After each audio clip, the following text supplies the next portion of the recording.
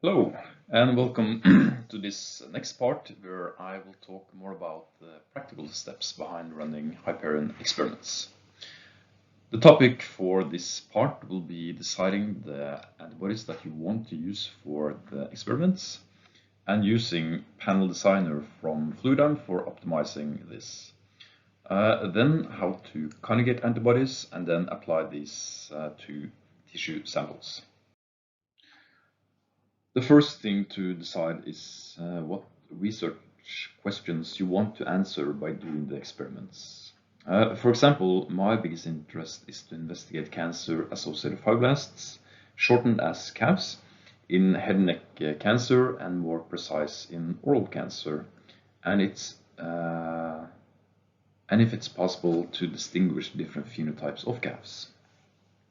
And also their relation to other cells of interest, such as immune cells, cells related to vascularity.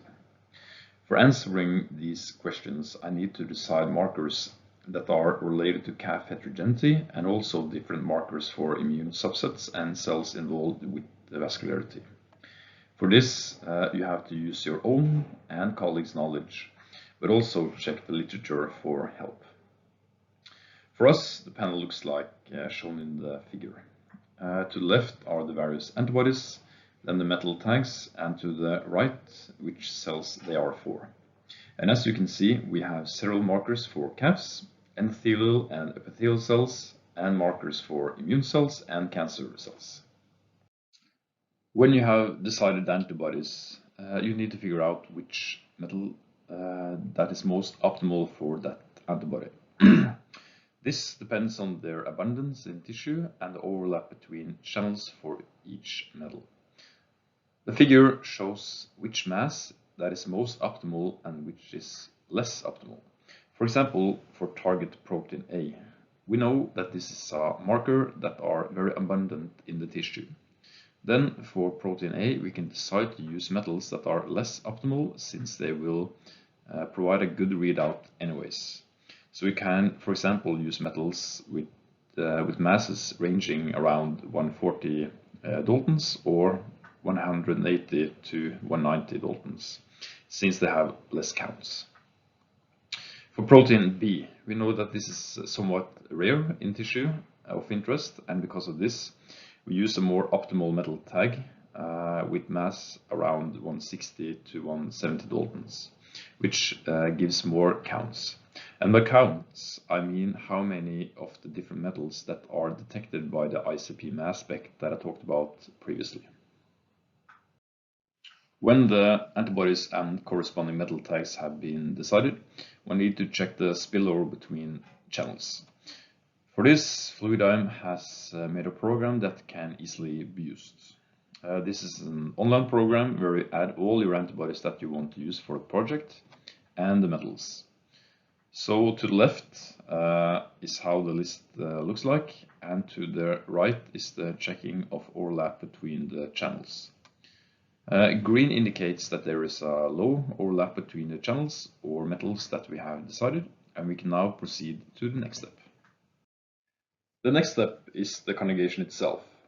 The first thing we do is to measure the protein concentration of antibodies, and for this I use the nanodrop. The reason for using nanodrop is first of all to ensure that you have the antibody that you have bought, but also because the protocol for conjugation is optimized for using 100 micrograms per milliliter of antibody. And measuring the protein concentration gives you the possibility to measure the yield after conjugation, meaning how much protein you have conjugated after you are done. Then the next step is to perform the conjugation. This requires a lot of equipment, and it's crucial that you have made sure that you have all of these items beforehand and that they work properly. For example, reduction of antibodies needs a specific temperature of 37 degrees Celsius. So make sure that the warm bath that you use is at this temperature before starting. Antibodies used for conjugation is bought from different vendors that provides you with the most optimal antibodies for your projects. We have used cell signaling technologies and ABCAM for our antibodies, since these vendors produce high quality antibodies that are thoroughly tested and validated. And we use only monoclonal antibodies for best specificity. An important factor for all antibodies used for Hyperion is that they are in a carrier-free format. This means that the antibodies are in a solution, a protein-free solution, so that nothing in that solution can interfere with the conjugation process. And all our conjugation kits are bought from Fluidi. A simple overview of the protocol for conjugation from Fluidi is illustrated in the figure. The protocol is more or less straightforward, but there are some crucial steps that one needs to be aware of. A lot of the steps in the protocol involves using special centrifugal tubes, and we use kits from Omnico. As you can see in the video, the centrifugal tubes contains another tube inside, and this is the filter unit. The workflow for conjugation involves several different washing steps, and solutions are pipetted in this filter unit. For this, you have to be very careful not touching the filter part with the pipette tip.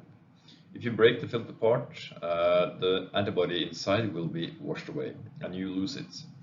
I've done this one time, and the key here is practice, and it becomes easier. Another trick that can be useful is as shown in the figure, where I use the thumb as support when I pipette. It is also important to have the filter part of the unit oriented as shown in the video, with the filter part pointing towards the center and away from the center, and that the cap is away from the direction of spin. This is illustrated with one tube as an example, but this goes of course for all tubes when conjugating more than one antibody. When the antibodies are done, they are applied to tissue sections the same way as for immunohistochemistry. For our project, we are using many different antibodies, and we want to validate them with controlled tissues from various origins, ranging from oral to brain and breast tissue that we know with some assurance contain the cells that we have markers for. Figure to the left shows all the slides and blocks that we use for our controlled TMAs. Figure in the middle shows one slide from brain, and the two markings indicates which areas of the block we want to use for our TMA. Figure to the right is the block where the TMA has been taken out of. The result of doing this is that we reduce the amount of reagents that we need to use for this control step to validate our antibodies. This video shows how the TMAs are made. The technician is first looking at the arrangement of TMAs that's going into the block. Then he adjusts the apparatus so the TMAs that are going into the block is inserted at the correct spot according to the overview. He then inspects the slide with markings for where in the tissue the TMAs are taken out from. And he then inserts the TMAs into the block. In the picture to the left, you can see how the block looks after the TMAs have been inserted.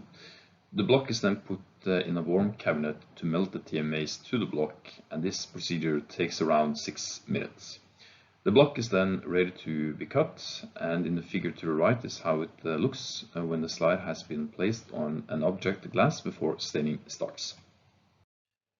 This is the staining protocol for IMC, and the original protocol can be found on Fluidi's homepage.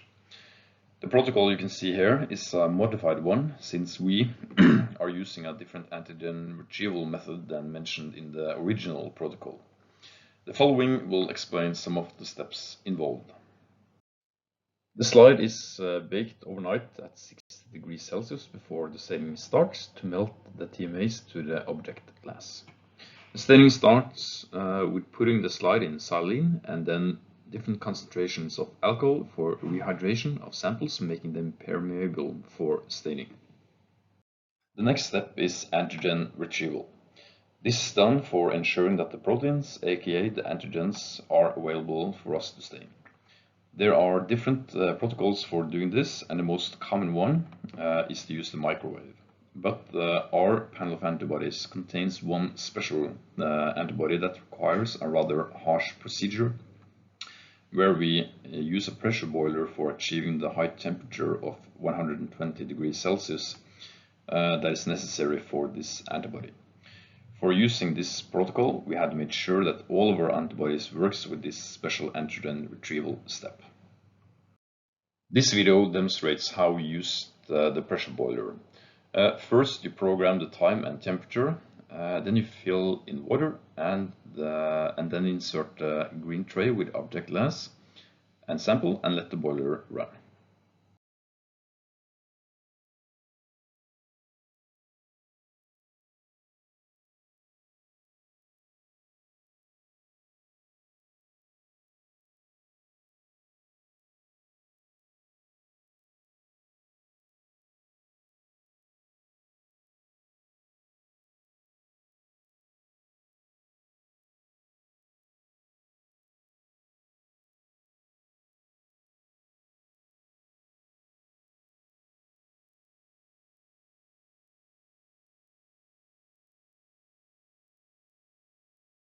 After antigen retrieval, the lid of pressure boiler is taken off.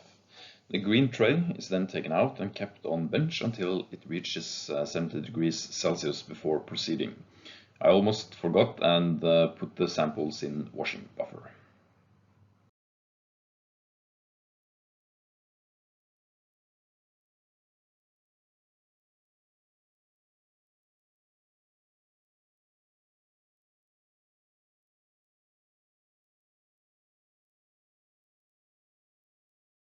Many of the steps with staining samples, either for immunohistochemistry or for imaging mass cytometry, involves washing.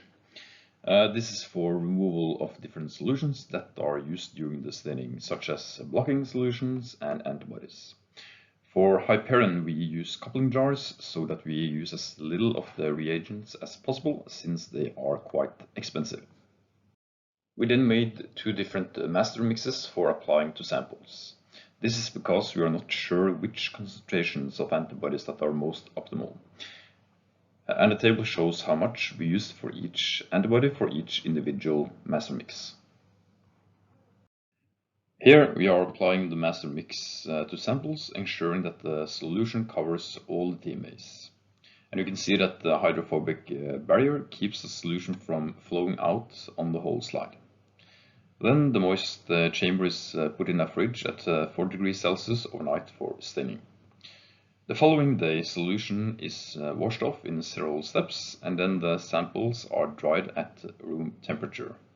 Samples are now ready for the Hyperion machine.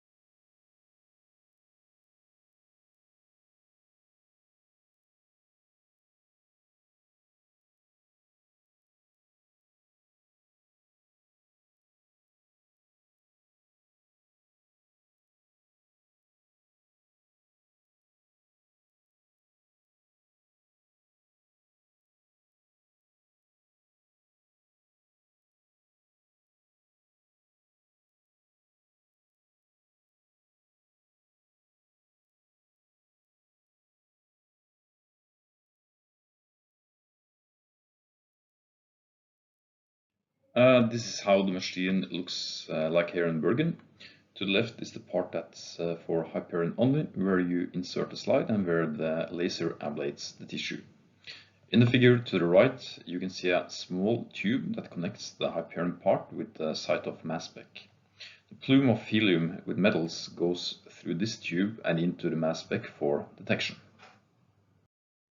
This is the screen when the Hyperion runs. In the middle, we can see the area of the TMA that we have decided to ablate, and it takes around 50 minutes at 200 Hz for this area. In this video, we can see more closely how the laser ablates the tissue line by line.